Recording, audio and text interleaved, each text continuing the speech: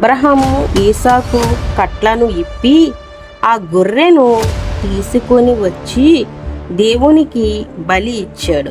బలి అర్పించిన ఆ స్థలానికి అబ్రహాం యావే ఇరే అని పేరు పెట్టాడు. దానికి ప్రభు సమకూరుస్తాడు అని అర్థం. ప్రభు దూత ఆకాశము నుంచి మళ్ళీ అబ్రహాంను పిలిచి, ప్రభు ఇలా చెప్తున్నాడు, నీకొక కుమారుని నాకు బలి ఇవ్వటానికి సిద్ధపడ్డావు కనుక నిన్ను ఆశీర్వదిస్తాను. నీ సంతానాన్ని చాలా వృద్ధి చెందుతుంది. నీ ప్రజలు వారి శత్రువుల్ని బందీలుగా పట్టుకుంటారు. నువ్వు నాకు విధేయత చూపించావు గనుక నీ సంతానాన్ని ఆశీర్వదిస్తాను. వారి ద్వారా భూలోకంలో ఉంటున్న ప్రజలందరూ ఆశీర్వాదం పొందుతారు అని చెప్పాడు. దేవుడు ఈసాకుకు భార్యని ఏర్పాటు చేయడు. అబ్రహాము బాగా ముసలివాడవుతున్నాడు. ప్రభు అతన్ని ఎంతో ఆశీర్వదించాడు. ఒక్కరోజు అబ్రహాము తన పని వారిలో పెద్దవాడిని పిలిచి, నువ్వు ఈసాకుకు భార్యను వెతికి తీసుకుని రావాలి, ఇది నా కోరిక అన్నాడు. భూమి ఆకాశమునకు దేవుడైన ప్రభు పేరున నాకు మాట ఇవ్వాలి. నా కుమారునికి ఈ కానాను దేశపు ఏ అమ్మాయి అయినా పెళ్లి కుమార్తెను ఎంపిక చెయ్యవద్దు.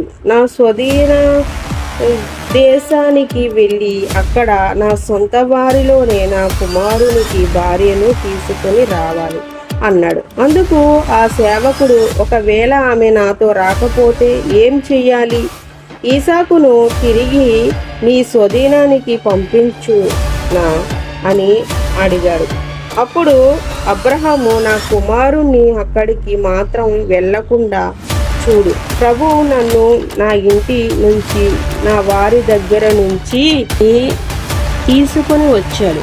ఈ దేశాన్ని నా పిల్లల పిల్లలకు ఇస్తానని ప్రభు నాకు వాగ్దానం చేస్తాడు. నీవు నా కుమారుని భార్యను తీసుకొని రావడానికి దేవుడు తన దూతను నీకు సహాయంగా పంపుతాడు. ఇక్కడికి రావటానికి ఆమె ఇష్టపడకపోతే ఈ ప్రమాణం నుంచి నీవు విడుదల పొందుతావు. అంతేకాని నీవు మాత్రం నా కుమారుని అక్కడకు పంపడానికి ఒప్పుకోకూడదు అని చెప్పాడు. అబ్రహాము కోరినట్లే ఆ సేవకుడు చేస్తానని ప్రమాణం చేశాడు.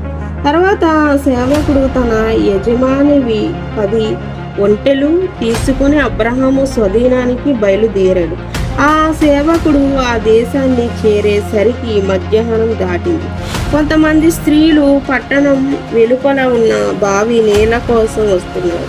ఆ సేవకుడు తన ఒంటెలను అక్కడ ఆపి ఒంటెని విశ్రాంతి తీసుకొచ్చాడు.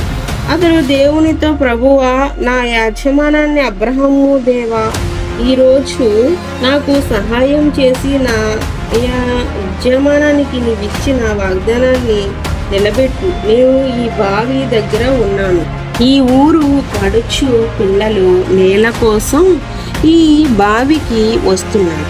వారిలో ఒక ఆమెతో దయచేసి తాగడానికి నీళ్లు కొద్దిగా ఇమ్మని అడుగుతాడు.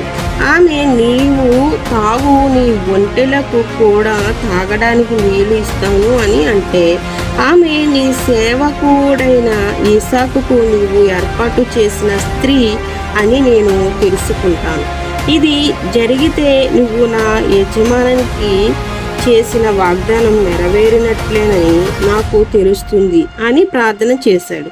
అతడు అలా ప్రార్థన చేసి ముగించక ముందే రెబ్కా అక్కడకు కడవ భుజం మీద పెట్టుకొని వచ్చింది. ఆమె సారా అన్న బేతుయేలు కూతురు రెబ్కా చాలా చక్కనిది. ఆమె బావిలో దిగి కడవ నిండా నీళ్లు తీసుకొని పైకి వచ్చింది. ఆ దాసుడు ఆమె దగ్గరికి వెళ్ళి, దయచేసి నాకు తాగడానికి నీళ్ళివ్వండి అని అడిగాడు. అప్పుడు రెబ్కా, అయ్యా తాగండి అంటూ నీళ్లు పోసింది. ఆయన నీళ్లు తాగిన తర్వాత ఆమె ఒంటెలకు కూడా నీళ్లు తీసుకుని వస్తాడు అని చెప్పి పరుగెత్తుకుంటూ వెళ్ళి ఆ ఒంటెలన్నిటినీ తాగడానికి నీళ్ళు తీసుకొని వచ్చి పోసింది. ప్రభు ఇసాకుకు తగిన అమ్మాయిని భార్యగా చూపించాడన్న విషయాన్ని రుజువు చేసుకోవడానికి ఆమెను సంతానంగా పరిశీలించాడు. రిబ్కా నీళ్లు పోయటం ముగించింది. తర్వాత ఆయన విలువైన ఒక బంగారుపు ముక్కు పొడక 2 బంగారు గాజులు ఆమెకి ఇచ్చి, నువ్వు ఎవరు కుమార్తెవి? నేను నాతో ఉన్న ఈ మనుషులు ఈ రాత్రి విశ్రాంతి తీసుకోవడానికి మీ ఇంట్లో స్థలం ఉందా అని అడిగాడు. అందుకు రిబ్కా, నేను బేతేలు కూతురు, మీ ఒంటేలకు సమృద్ధిగా గడ్డి ఉంది, మీరంతా విశ్రాంతి తీసుకోవడానికి కూడా మా ఇంట్లో కావలసినంత స్థలం ఉంది అని అంది. అప్పుడు అబ్రహాము సేవకుడు మోకరించి ప్రభువుకు కృతజ్ఞతలో చెప్పాడు, ప్రభువుకు స్తోత్రం, ఆయన తన వాగ్దానం నెరవేర్చాడు. ప్రభు నన్ను నా యజమాని ప్రజల దగ్గరికి చిన్నగా నడిపించాడు అని అన్నాడు. రిబ్కా ఇంటికి పరిగెత్తుకొని పోయి జరిగిన కథంతా తన వారికి చెప్పింది. అబ్రహాము సేవకునికి అక్కడ మంచి స్వాగతం లభించింది. అతను రిబ్కా కుటుంబానికి అబ్రహాము ఇసాకు గురించి చెప్పాడు. అంతేగాక తాను వచ్చిన పని, తన ప్రార్థన గురించి వారికి తెలియజేశాడు. ఇది నిజంగా దేవుని ఏర్పాటునని, దేవుడే రిబ్కాను ఇసాకుకు భార్యగా చూపించాడన్న వారంతా గ్రహించారు. వారు రిబ్కాను ఇసాకును ఇచ్చి పెళ్లి చేయడానికి ఆ సేవకునితో, ఆ రోజుల్లో కుటుంబానికి పెద్ద కుమారుడు తన తండ్రి చనిపోయాక ముందే చివరి దీవెనలు పొందే ఆచారం ఉంది. తండ్రి చనిపోయిన తర్వాత కుటుంబం ఆస్తుల్లో 3/2 భాగాలు పెద్ద కుమారుడు పొందేవాడు. అతనే ఆ కుటుంబానికి ముఖ్యమైన నిర్ణయాలు చేస్తాడు. ఇవన్నీ పెద్ద కుమారుని హక్కులు. రిబ్కాకు ప్రసవ దినాలు గడిచి కావల పిల్లలు పుట్టారు. పెద్దవాడు ఎర్రగా ఉన్నాడు, శరీరం అంతా వెంట్రుకలు ఉన్నాయి. అతని పేరు ఏసావు. ఏసావు అంటే వెంట్రుకలు కలవాడు లేక ఎర్రనివాడు అని అర్థం.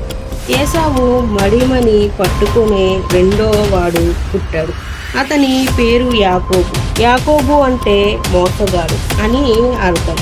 ఆ పిల్లలు పుట్టినప్పుడు ఇసాకుకు 60 సంవత్సరాలు.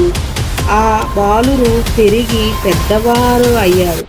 ఏసావు అక్కడే అరణ్య ప్రాంతంలో మంచి వేటగాడి తల్లిని అంటిపెట్టుకుని ఇంటి దగ్గరే ఉండేవాడు.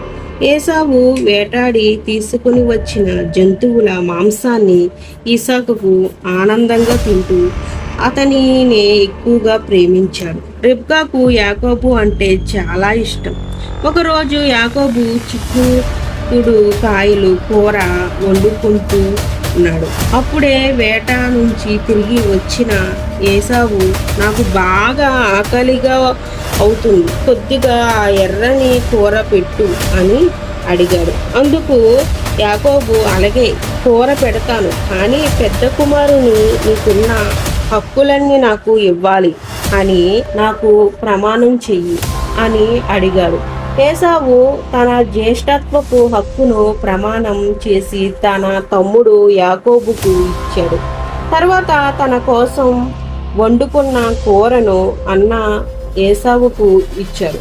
ఏసావు తృప్తిగా తిని వెళ్ళిపోయాడు. ఇంకా హక్కులు గురించి ఇంకా ఎప్పుడు పట్టించుకోలేదు.